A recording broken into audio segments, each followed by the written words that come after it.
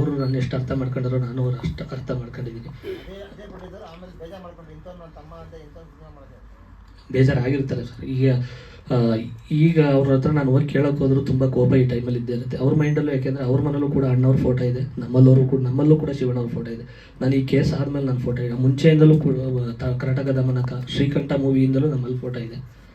ಅವರು ಅಣ್ಣವ್ರ ಫೋಟೋ ಇಟ್ಟಿರೋದ್ರಿಂದ ಅವ್ರ ಮೈಂಡಲ್ಲಿ ಇರುತ್ತೆ ಫಸ್ಟು ಶಿವಣ್ಣವ್ರು ಕ್ಷಮಿಸಲಿ ಆಮೇಲೆ ನಾವು ಮಾತಾಡೋಣ ಅನ್ನೋದು ಅವ್ರ ತಲೆಯಲ್ಲಿ ಇರುತ್ತೆ. ಹಂಗಾಗಿ ಫಸ್ಟ್ ಈ ದೊಡ್ಡವ್ರ ಆಶೀರ್ವಾದ ತಗೊಂಡು ಅವ್ರ ಮನೆಗೆ ಹೋಗ್ತೀನಿ.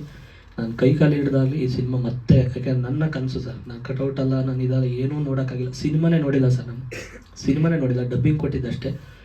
3ನೇ ವಾರ ಬಂದು ಖುಷಿಯಿಂದ ಹೋಗೋಕೆ ಹೋದೆ, ಅಲ್ಲೂ ಕೂಡ ಅದು ಅನುಮತಿ ಕೊಡಲಿಲ್ಲ, ಎಲ್ಲೂ ಹೋಗಂಗಿಲ್ಲ, ಕಂಡೀಷನ್ ಬೇಲಾಗಿದೆ ಹಂಗೆ ಹಿಂಗೆ ಅಂತ ಹೇಳಿದ್ಮೇಲೆ ಮತ್ತೆ ಮನೆಗೆ ಬಂದೆ. ಇದೊಂದು ಎಲ್ಲರೂ ಕೂಡ ಒಂದು ಇದಕ್ಕೆ ಸಪೋರ್ಟ್ ಮಾಡಿ. ಆಮೇಲೆ ಇದು ಆ ಆಡಿಯೋ ವಿಡಿಯೋಗಳು ಏನು ಮತ್ತೆ ಅವ್ರು ಕೊಟ್ಟಿದ್ದಂಥ ರಿಲೀಸ್ ಮಾಡಬಾರ್ದು ಅಂತ ಸ್ಟೇ ತಂದಿದ್ದೀನಿ, ನೋಟಿಸ್ ಹೋಗಿರ್ಬೋದು ಅಂತ ಅಂದ್ಕೊಂಡಿದ್ದೀನಿ. ಧ್ರುವ ಸರ್ ಮೆಸೇಜಲ್ಲಿ ಕ್ಷಮಿಸಿದ್ದಾರೆ ಅಂತ ಹೇಳಿದ್ರಿ. ಸೊ ಧ್ರುವ ಸರ್ನ ಮೀಟ್ ಮಾಡಿ ಕ್ಷಮೆ ಕೇಳುವಂಥ ಪ್ಲಾನ್ ಮಾಡಿದ್ದೆ. ಇಲ್ಲ, ಮೀಟ್ ಮಾಡ್ತೀನಿ ಮತ್ತೆ.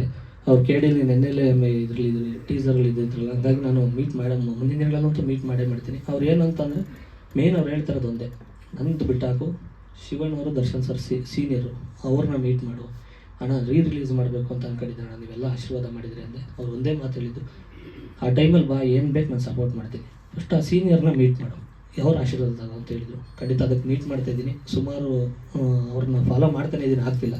ಹಾಗಾಗಿ ಮಾಧ್ಯಮ ಮಿತ್ರರಲ್ಲಿ ಕೇಳ್ಕೊಳ್ಳೋದು, ನೀವೇ ಅವ್ರ ಹತ್ರ ಏನೋ ಮಾತಾಡಿದರೆ ಆಗ್ಬೋದು ಅಂತ ನಾನು ಈಗ ನಿಮ್ಮನ್ನು ನಂಬಿ ಬಂದಿದ್ದೀನಿ ಅಷ್ಟೇ. ಈ ಒಂದು ಪುಟ್ಟ ಕಲಾವಿದನ್ನು ದಯಮಾಡಿ ನೀವೇ ಇಲ್ಲಿಂದ ಹೊಸದಾಗಿ ಮಾಡ್ಕೊಡ್ಬೇಕು ಕೇಳ್ಕೊತೀನಿ.